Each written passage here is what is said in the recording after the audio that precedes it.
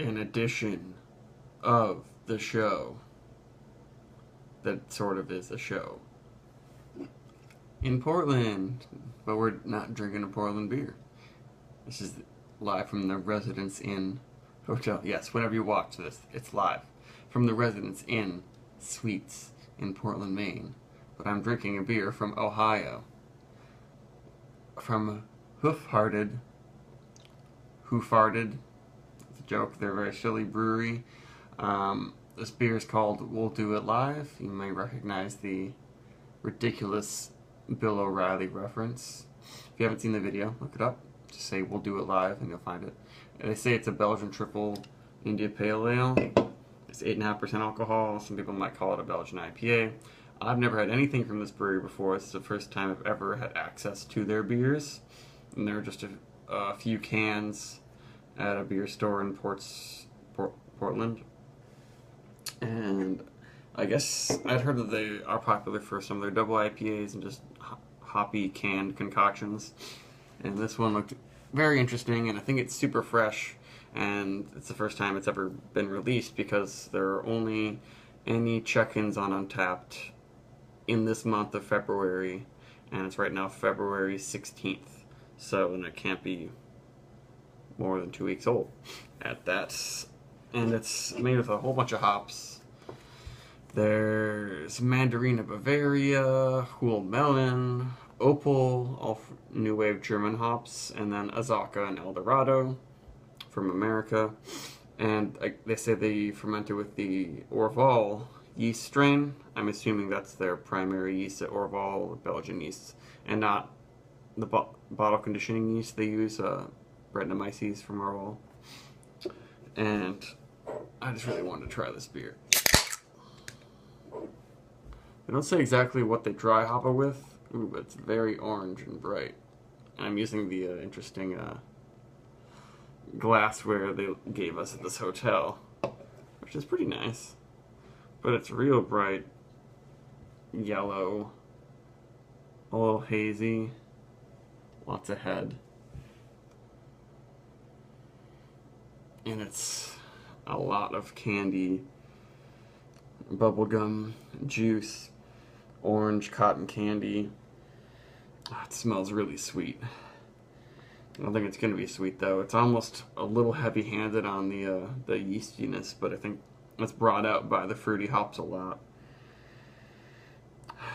I think they say that you get lots of melon sometimes from the Huel melon, of course, and the Mandarina Bavaria you get mandarin oranges a little bit. And that's in there, but it's mixed in with a lot of marshmallow and cotton candy and very ripe banana and pineapple. Wow. I'd say that the hops and yeast are really battling out in this aroma with each other, and I'm not sure who wins. Probably the hops, but they're all bringing it up a step. It smells delicious. It's 8.5% alcohol, which is a little high, and the carbonation is pretty good.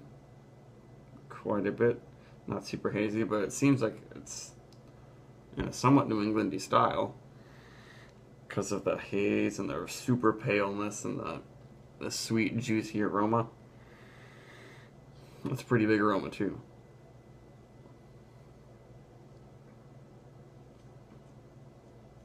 Ooh. It gets much more dank and resinous in the flavor. It's drier. The aroma just seems so yeasty and sweet and fruity.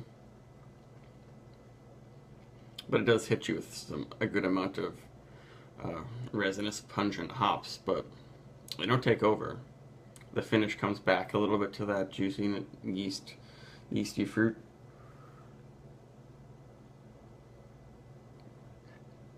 And the body's kind of grainy. It's not fluffy or light quite as much as some local IPAs, but it's very nice. Not too bitter.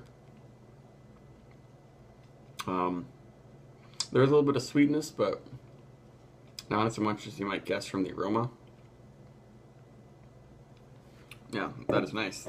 Let me pour a little more. See if maybe this one's a little bit hazier. but it looks a lot like orange juice and pineapple juice. It's definitely pineapple-y and tropical. Steffi, try this. Thank you. Yeah, it got a little bit hazier when I poured the bottom in there. But it's really nice that it's super fruity and candy and bubble gummy. And the aroma, but then it gets the hops come out surprisingly more in the flavor. Usually they can dominate with the aroma. And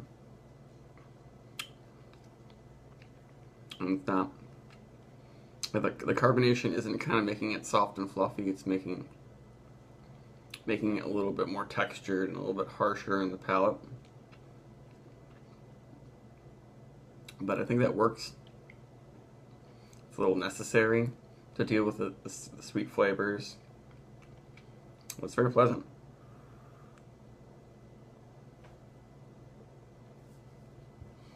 I kind of feel like, oh man, I should have picked up a whole 4-pack of this, but I'm going to get so much other fresher local Portland beer soon that I'll review once I'm back home probably, that I was going to hold off because this liquor store had some other stuff that was unique that I don't see usually. This is very nice. Not sure why we'll do it live, but Hoof Hearted is very good. I will seek out their beers whenever I have them available in some way, and I'd probably give this beer like a